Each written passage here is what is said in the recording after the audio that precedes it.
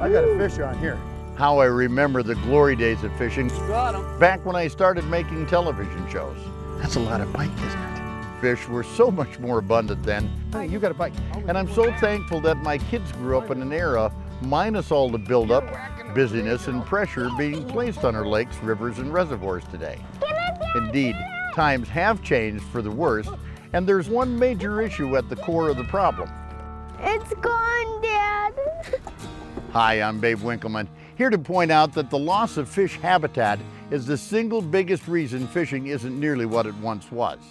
And unless much more is done to restore it, those glory days of fishing are destined never to return.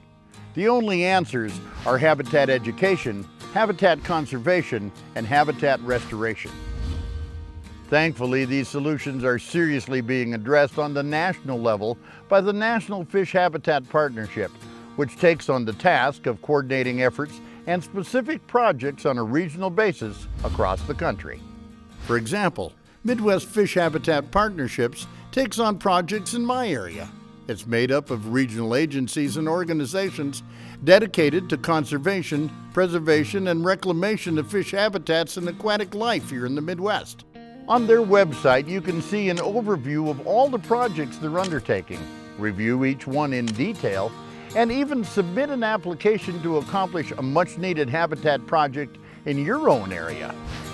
Driven by science, empowered by community, their goal, through improving natural habitats, is simply to increase the quantity and quality of fish and fish habitat, including other aquatic species. And in turn, local communities reap a host of secondary economic benefits. But here's the thing, there is no quick fix in turning the tide to restore fish habitats, which benefits us all. I'm talking about a multi-generational problem that'll require a completely new, ongoing conservation ethic to overcome. To make all the necessary changes, it's critical to establish a far deeper commitment to habitat, education, and community involvement.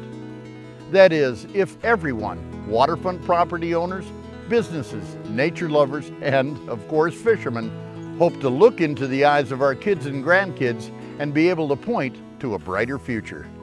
So please, I urge you to get involved with all the wonderful organizations and communities out there who are working so hard to ensure a corrective course for our precious lakes, rivers, and reservoirs, and valuable fish habitats. Your efforts, combined with others, can make all the difference in our underwater world.